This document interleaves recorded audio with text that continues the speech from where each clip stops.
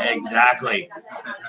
And here we are again, another episode of Birds Breakdown. And I tell you, I tell you, we got a lot to talk about, and I really want to get. But let's go through it. We're at obviously Tonic Seafood and Steakhouse there in downtown Wilmington, Delaware. It's beautiful down here. It's a gorgeous night. You guys need to come out and actually see us tonight. We have, of course, my co-host El Parchero. He's the man. And they had at least there's one Philadelphia team that's doing some fantastic stuff out there, and that is the Union, the other football team in the city. But then we also have the King, Kyle Carberry. Welcome to the show. I really appreciate it. Guys. Appreciate it. It's long overdue, that's for sure. I tell you, it's good to have you here, man. This man is like a TikTok legend already in Philadelphia sports. He's done our thing. I'll do something for him. Exactly. Kill some time. So let's start off. Let's definitely. I want to thank our sponsors. Today we have Tonic Seafood and Steak. Of course, they were voted Best of Delaware 2 years running. Wi-Fi, gluten-free, awesome internet. Philly Sports Trips. We got a new one. The premier travel company for all Philadelphia sporting events. And, of course, King Creative. Every story has an audience. Let the Blue Lion tell yours. And we had a tie yesterday. It wasn't soccer. A tie. It wasn't soccer. It was football. One at a time. You know, the last time we had a tie was against the same team. How ridiculous is that? I didn't know we could tie. I tell you, I'm gonna let. I tell you what. Since you're the new guy, you're here today. Tell us what your thoughts were. Let me just start off by saying Doug Peterson definitely should have went for it on the fourth down there. I know we had the false start, it's 59-yard field goal. I liked our chances there with Jake Elliott. However, Dougie P, you're a gambler. Like going for it, you gotta go for that 4th and 12. You gotta go for it. Yeah. Worst case scenario, our defense was playing well. Get that stop. Yeah, 8 sacks. Of course, you can't deny that. And I agree with you. Like, it's crazy because I feel like when the pressure's on the Eagles, the backs are against the wall, that's when Doug shows the big balls, right? Right. And yesterday, I don't know where that was on that call because obviously, you're going up against a rookie QB. Now, I know that Joe Burrow played really well yesterday, but give your defense a chance there to try to win the game there. Obviously, that was a boneheaded move on the false start there, but yeah, and that's assuming we don't get the first down. Yeah, who knows? So there's a lot to talk about when it comes to that play. I actually put in our notes the last series specifically because there's a lot of things that I felt that he did wrong on that series.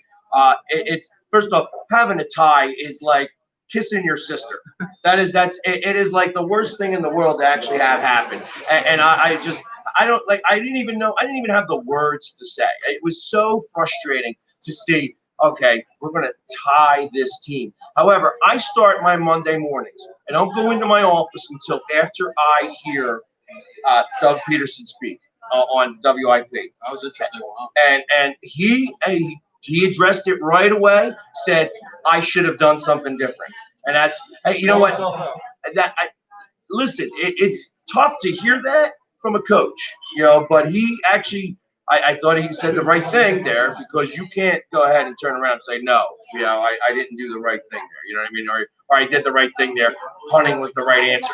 However, the plays before that, leading up to that, he ran to try to center it up. Like they didn't try to gain any extra yardage. They were just going to assume that he was going to kick a 59-yard field goal. If I remember last week, he missed a 54-yard field goal, short. So I don't know why they didn't go for it a little bit further there. It was really very, very, very frustrating to watch that whole series of downs and just really watching a lot of the game. That game was really a frustrating game to watch in general. Joe Burrows is a player. Yeah, that guy is going to be good in the NFL. He impressed me.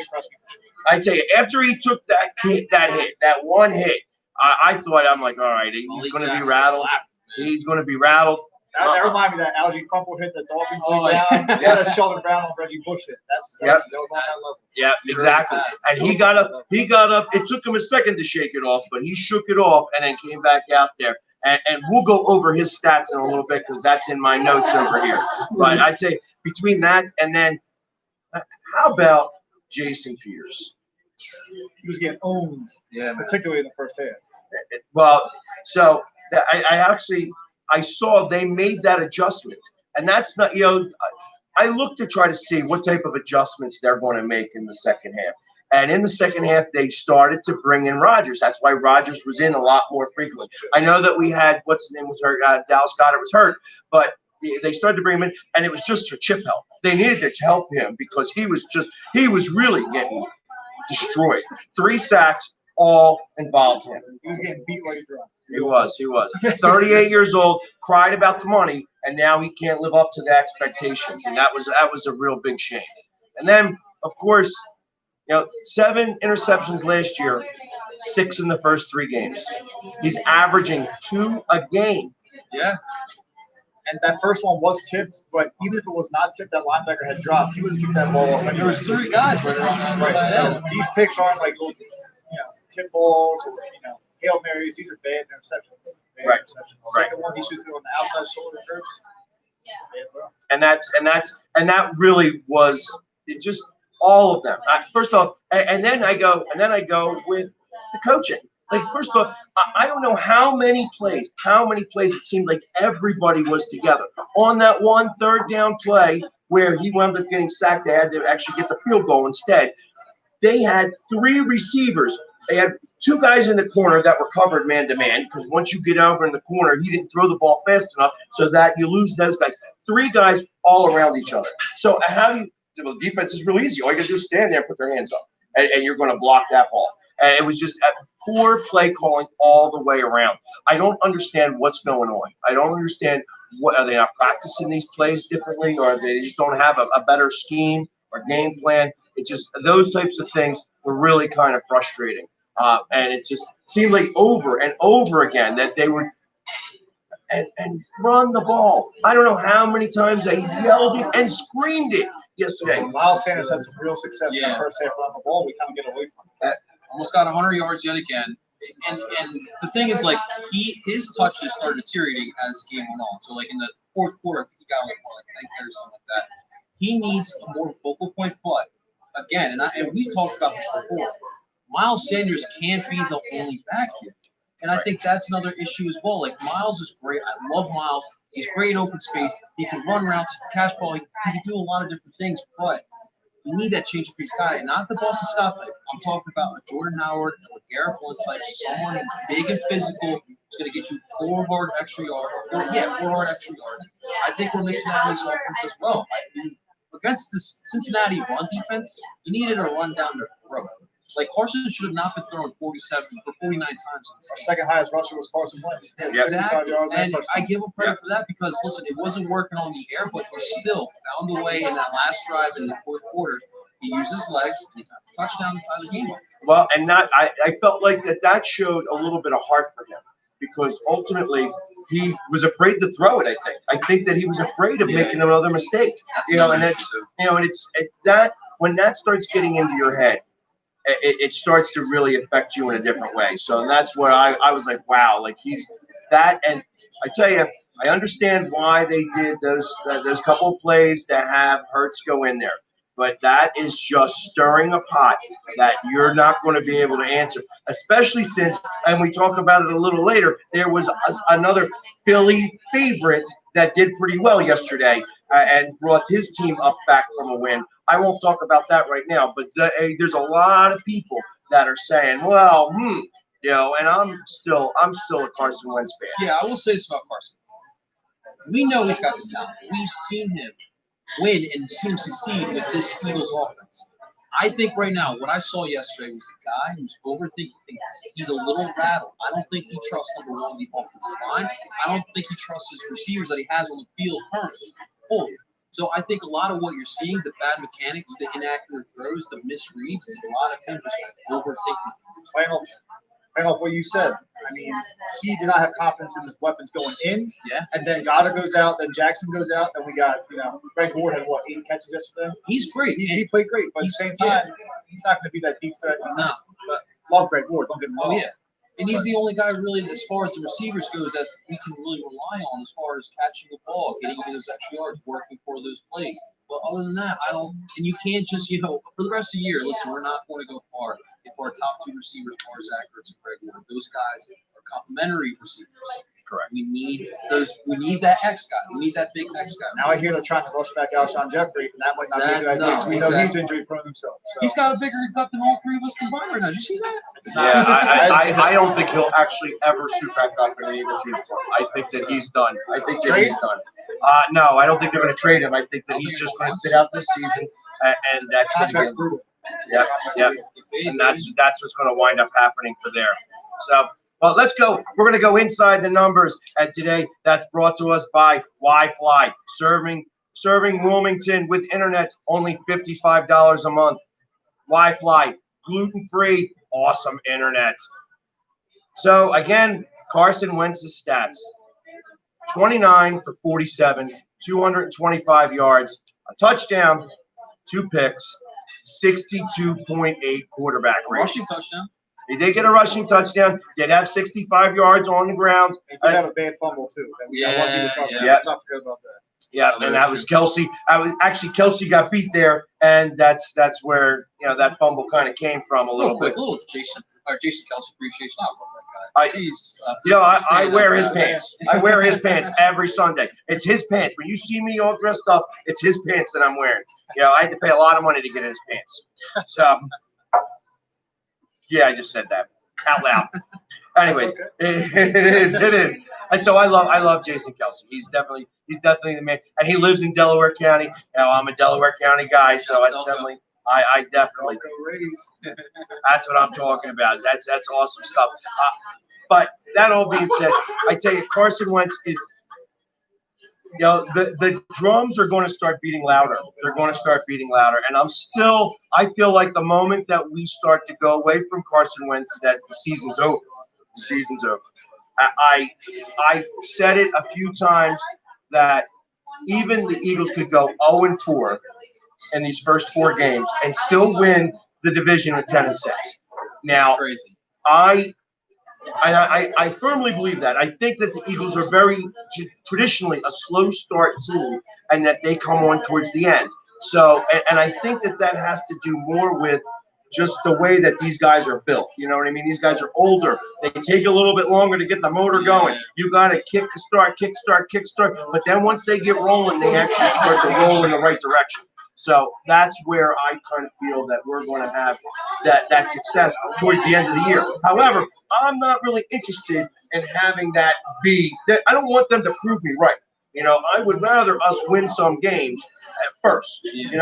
That to go without a win in the first 3 games of this, and still only be a half game out of first place. Scary thing is we have the Niners next week, Steelers, and then Ravens.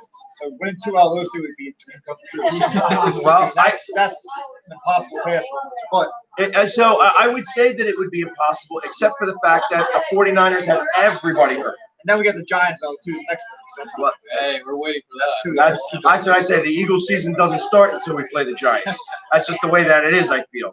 But it's unfortunate that that's the case because, look, right now we're all Philly sports fans, right? And it's such a tough time right now. We just want the Birds to win. But the fact of the matter is, when we've seen this Eagles team over the last 3 years, like you said, they start off slow, but this team is built for those later months when it starts getting cold and chilly.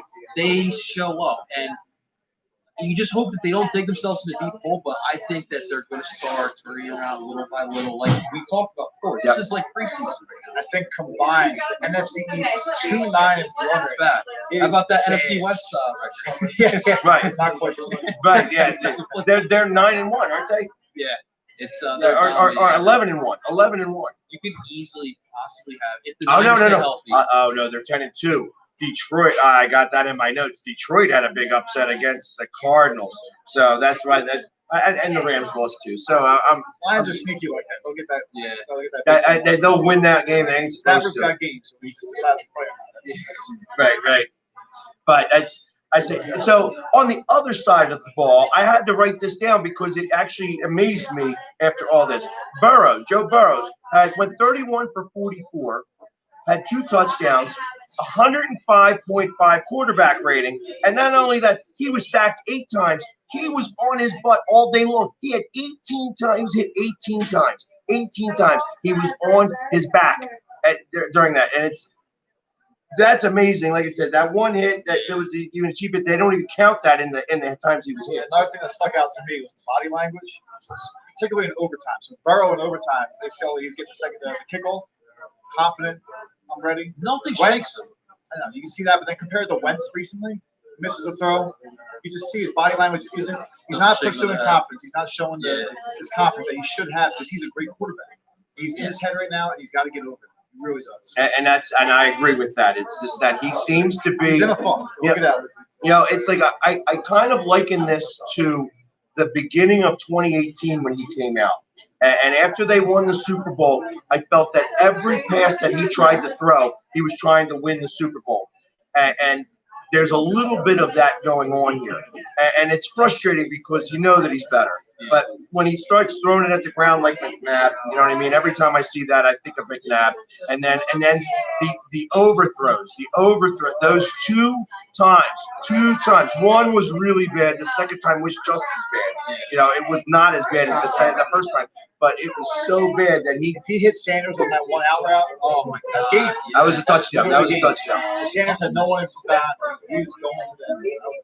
So, and Wentz knew it too. He saw it. Did you see him at the end? He threw his helmet down on the ground. It was that bad, as he should have. He should have been angry about that. He knew that he missed it, and it really was a bad thing. But I tell you, like I said, on retrospect, with Joe Burrows though, that guy is going to be a player. Cincinnati's going to go somewhere. The moment that they figure out, again, they got to take it from the Eagles playbook, offensive and defensive line. That's what they got to do. They got to start to build there because their linebackers are okay. Their cornerbacks are serviceable. They got to stop the run. They got to be able to protect Joe Burrows. That's since he's back going the ball. He's been killing them the last 2 years. They give up rushing yards. Which is my next note. So you must be reading my notes. 175 yards rushing, and they still didn't run it far enough. Anybody who watched me yesterday, I kept going like this. I want to see him run between the tackles. That's where I don't want him to go side to side. I don't want him to try to beat somebody around the corner. I want them to go between the tackles. I want the strength of our team, the offensive line, to go forward and push guys. They were moving the line. Both the offensive and defensive lines were moving, except for Peters, who was getting beat every time he had to go back to the pass block. I tell you, he was going against a fast guy, and every time he would get around him.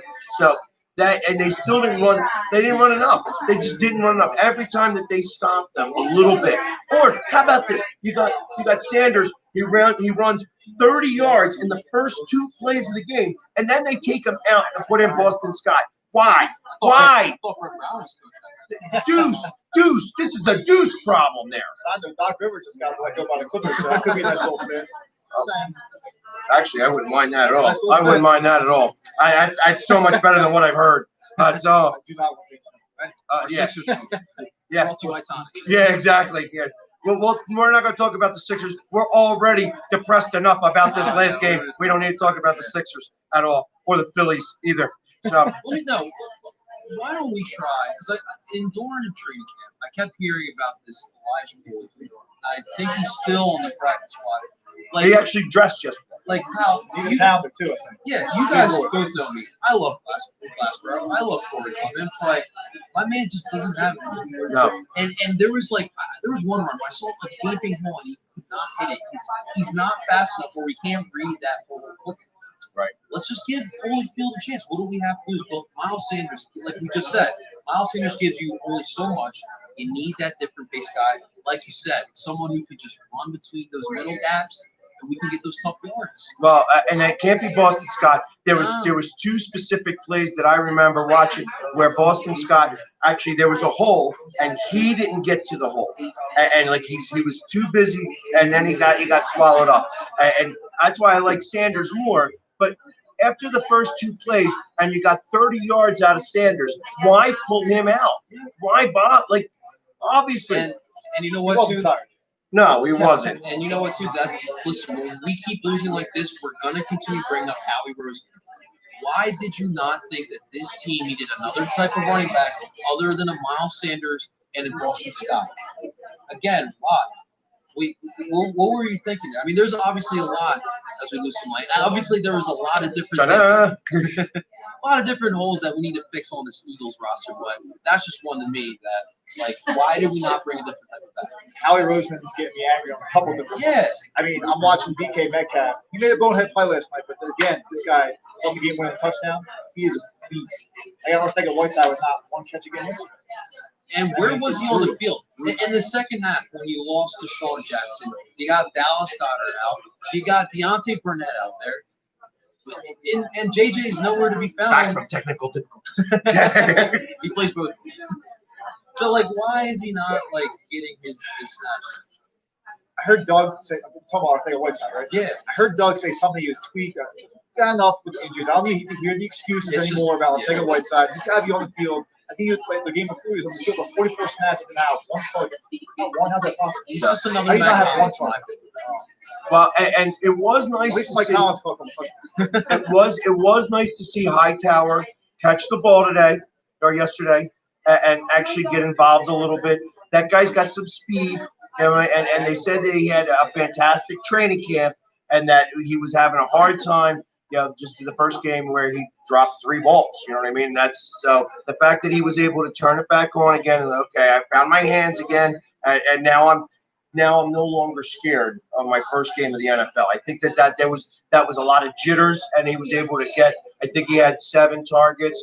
I actually have the notes here. I think he had 7 or 8 targets and had 5 catches for a couple of yards. So it was worthwhile to see that. Dallas Goedert, I think, actually affected us some. He had one catch, I think. You know what else got me up in my feelings yesterday? I was watching the Vikings game too. Justin Jefferson, don't bring it up. 175 yards and a touchdown. I'm not saying I don't like Rager. Rager looked good week 1, but he's hurt. It definitely. You have it speedy definitely receivers that sucks. get hurt all the time, and I'm watching Justin Jefferson catch touchdowns. It could be a big touchdown for the Eagles, but it's not working out. He has more. He had more Hallelujah. in that game than Jay Dillon in his NFL career. Now, look, I still think in the end we're gonna win that draft because I think Jalen's gonna be a better thrower than Justin Jefferson. That's just me personally. I could be wrong, of course, but I think we still made that right move. But I get it. Like that's just like someone who knew at that point watching Justin Jefferson doing it. But guys, like back to the defense because obviously the defensive line got its 8 sacks. We got some pressure on Joe Burrow. The secondary.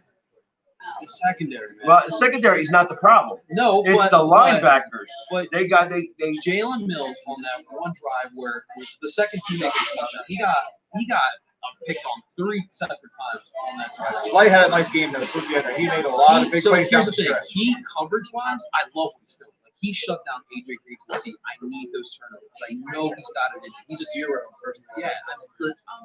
And again, I think that well, they haven't been throwing his way either. So, and anytime they In do, he general, blocks. Bears defense is 0 Yeah. turnovers. And the problem is too, Jalen's playing a new position. This is the NFL. Like I know he's playing safety, but this is the NFL. It's much different. And it sucks because obviously Wolf Parks hurt. We were expecting him to be in the rotation as well. Levante Maddox, in my opinion, hasn't really showed up for me as that opposite quarterback alongside Darius Slay.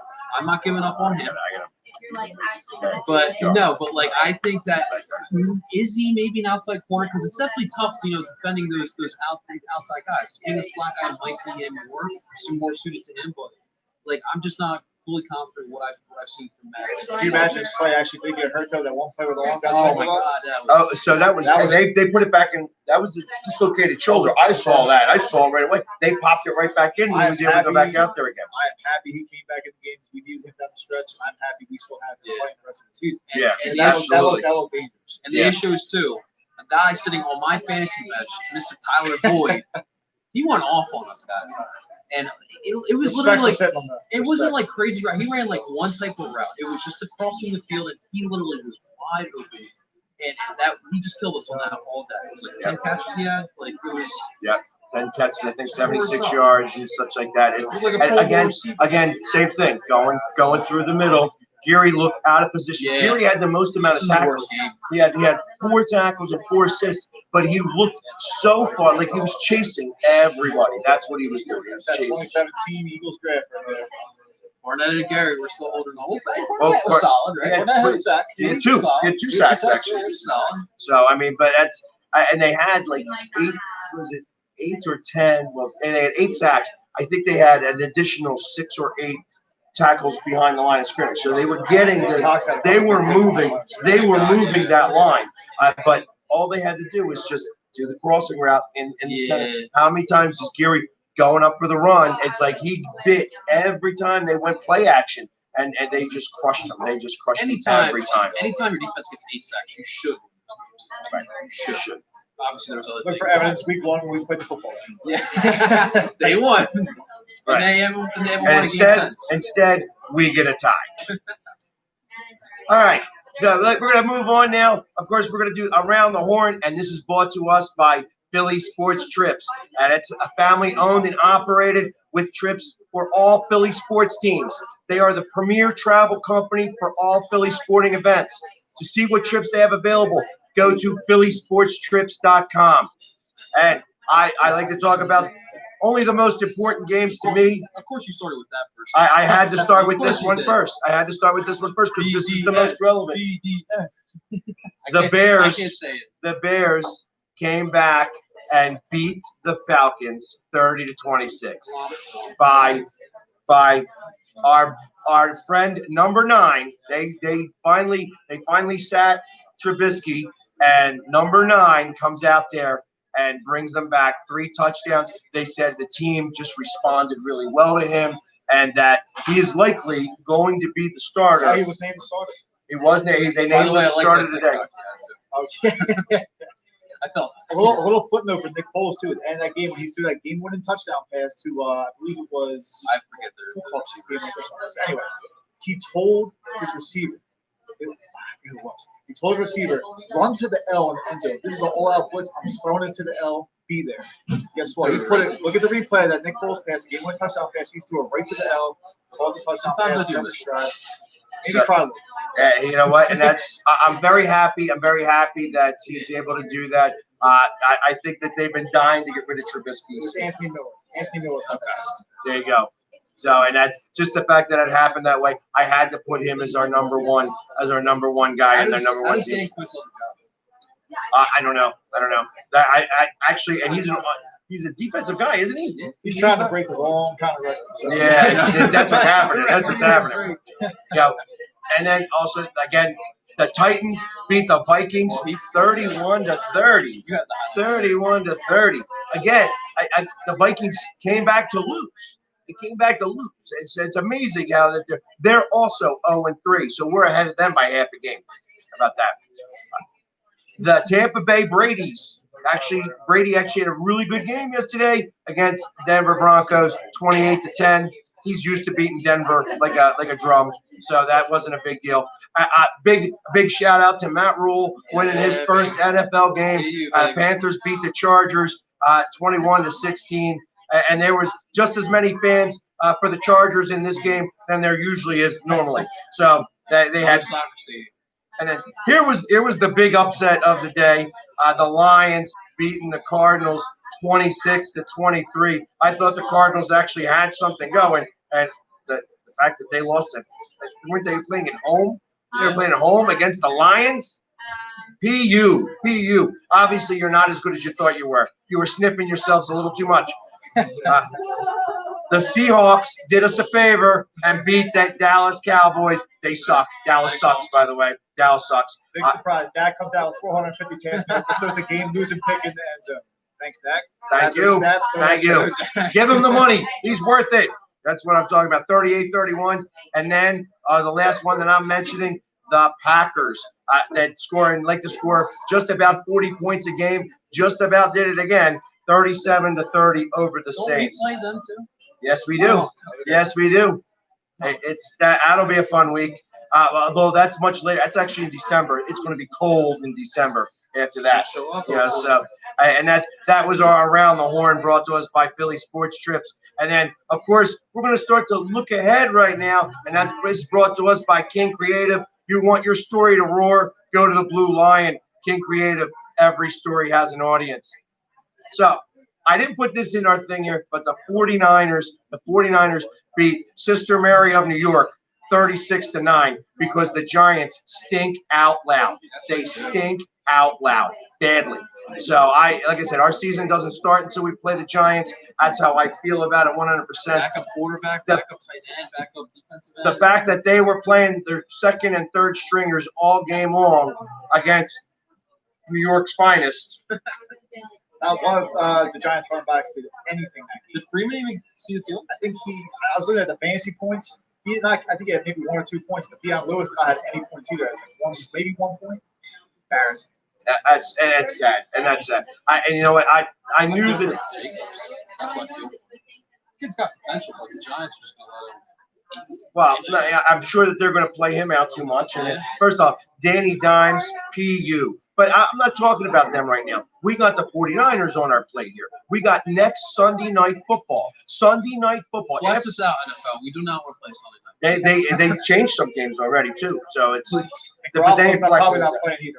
I think he has a high ankle sprain. They're saying he could play next week, but I think that's just game planning purposes. I think that he's not playing. High ankle sprain that's like a 3-week injury. Yeah, I wouldn't be surprised about that. They were talking about. I'm going to tell you guys, this is it. This has to be it. The week that we finally just turn it on.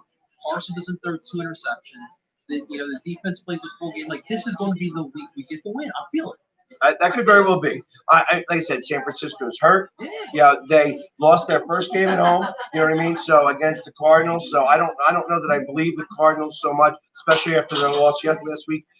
The fact that they're not going to have their quarterback, they're not going to have their tight end, they don't have their star defensive ends. I mean, those things are going to matter here. They're going to matter here, especially since I'm hoping Mailata starts to get more snaps and practice. He's got to get more snaps. I tell you, I would much rather see him start to play more. It's been very, very frustrating watching Jason Peters look as old as he is. I just, at 38 years old, finally caught up to you. You know, last year you were doing something, and I know, again, this is kind of where I say that the ball's got to get rolling first, and then once it's rolling, once that ball gets rolling, it's going to just pick up speed. But it's like tough getting this thing pushed. I actually feel that we probably lost. Not having fans in the stands was a big deal yesterday. Big deal. That hurt us. Hurt the Eagles in general yesterday. 100%, especially in the overtime period. Yes. I think that the biggest factor in this 49ers game coming up is going to be Jim Schwartz getting this D-line ready. Because if we stop the run, Mullins ain't going to be leading them to victory. Oh, no. 49ers run the ball very well. He's got to let Fletcher Cox, Rick Jackson know. If we stop this run, we will win this game. Period. And that's a Shanahan offense. It always revolves around the running back, which I kind of wish our offense was a little bit. I play either. Anyways, like you said, like we can stop this run. I don't think Kittle will be back either. Nope. I'm not sure. That's good. I mean, he's going to be a game time decision, but I don't think he's going to play. And if he does, he's not going to be 100%. And I think that's going to help us. So. Right, Garoppolo's out. Yeah, and this like I said, this is the game. You know, Carson, we've heard the talk. Enough of the talk. Let's see you do the ball. I want to see some first passes, no misreads, and run the ball again. I know it's going to be tough. You can only do so much more. Right. But I think that if we can stick to this game plan of just playing smart football, don't shoot yourselves in the foot. I don't see how we don't lose. I don't see how we lose this game. And he has 300-yard day, 3 touchdown passes on Sunday Night Football. Shut down this talk in the national media about Carson Wentz. Right. Exactly. I can support Carson as much as I possibly can, but if it's going to, he's got to start to play better. He's just got to start to play better. So what do you guys think? What's the prediction? I gotta wait to see Garoppolo's for sure out before I make that prediction. Actually, I'm not as scared of Garoppolo. You know, Garoppolo's not going to be the end all be all there. I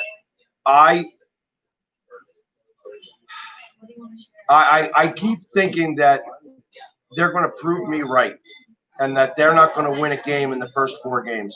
I think that the Eagles are going to try to keep it close, then they'll lose it at the end, and it's going to be like a 27-24 game, where they're going to kick a field goal. Just because I said that they're going to go 0-4 and then they're going to wind up going 10-6. Well, now I already been proven wrong, so maybe that's the thing. But to go 0-3-1, not win a game in the first 4, and to still win the division because I said it, I called it out loud.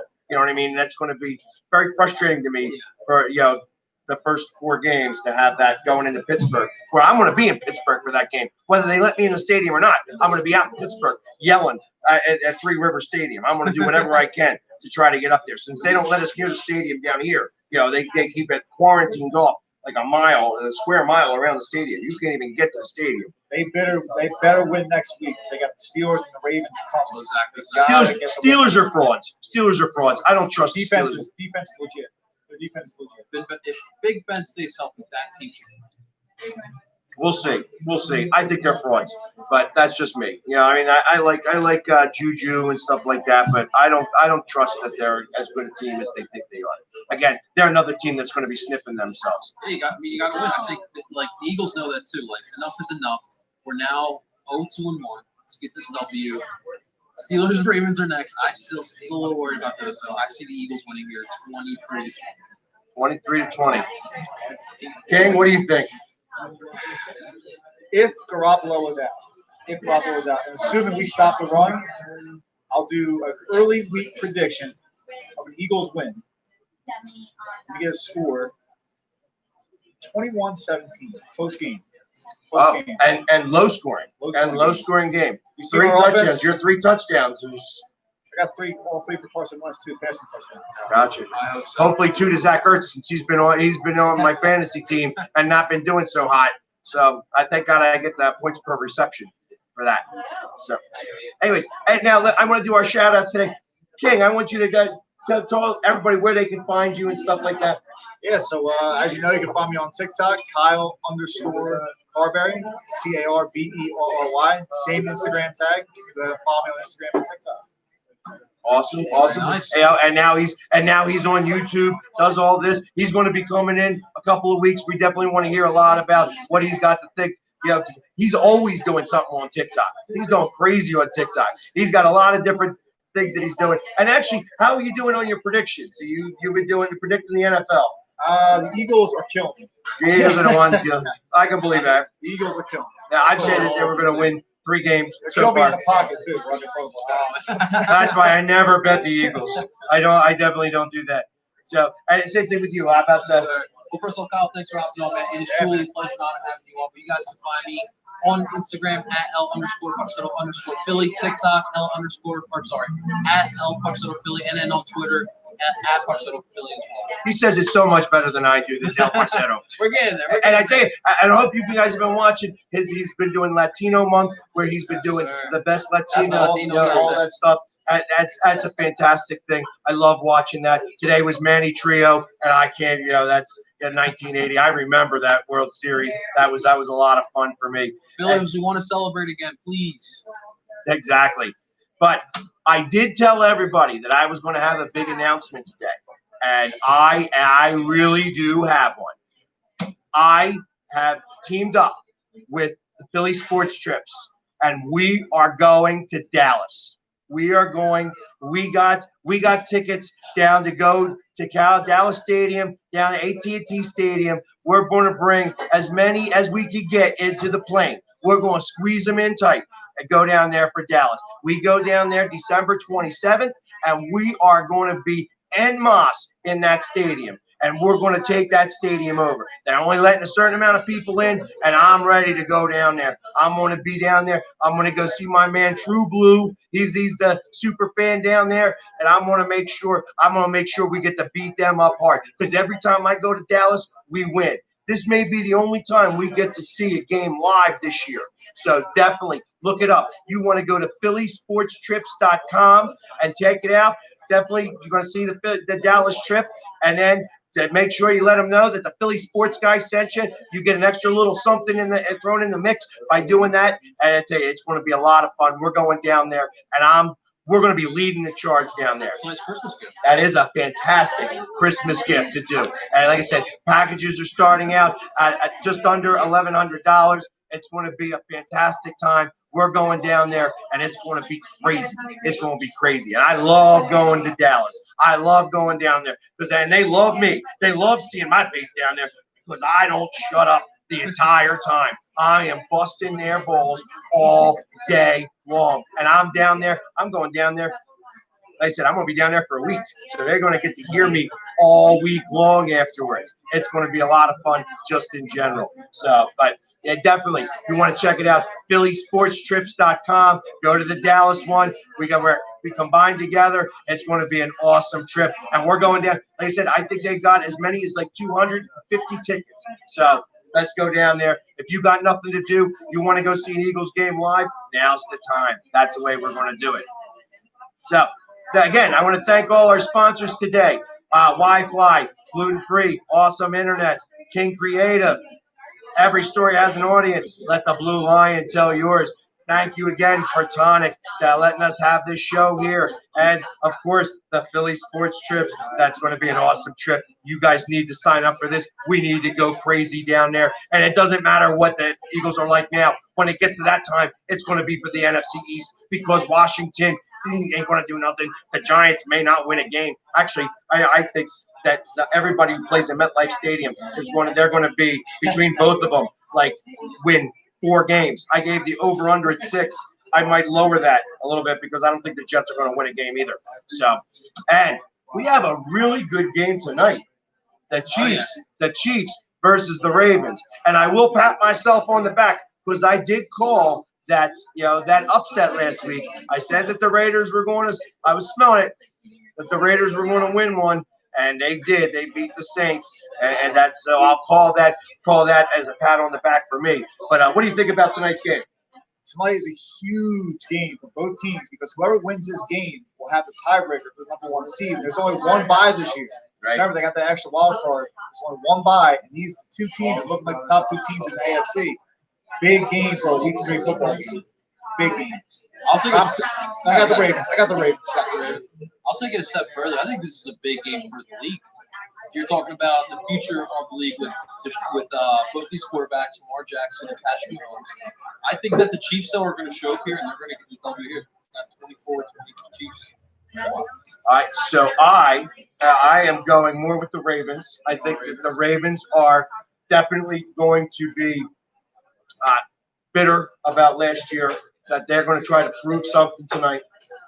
I think that the Chiefs – so when it comes to big games like this, I don't necessarily trust that Andy is going to be well ready for it. I think that he's got a great team, and I think that that's going to be he's going to be amazing. But I think he relies a lot more on the running game with the Chiefs than he did with the Eagles, and they're not going to be able to run the ball, and that's going to be the start of things. I think that the Ravens are going to win it. The over/under is 55. If I was a betting man, I would take the under. Hammer. The under is the way to go. And I like the Ravens. I think it's going to be a close game, but I like the Ravens. And I would say it's going to be like 24-17, maybe. Okay. 24-17, that they might cover. It could also be 24-20. Wouldn't surprise me that the defense comes up really big at the end and makes that stop.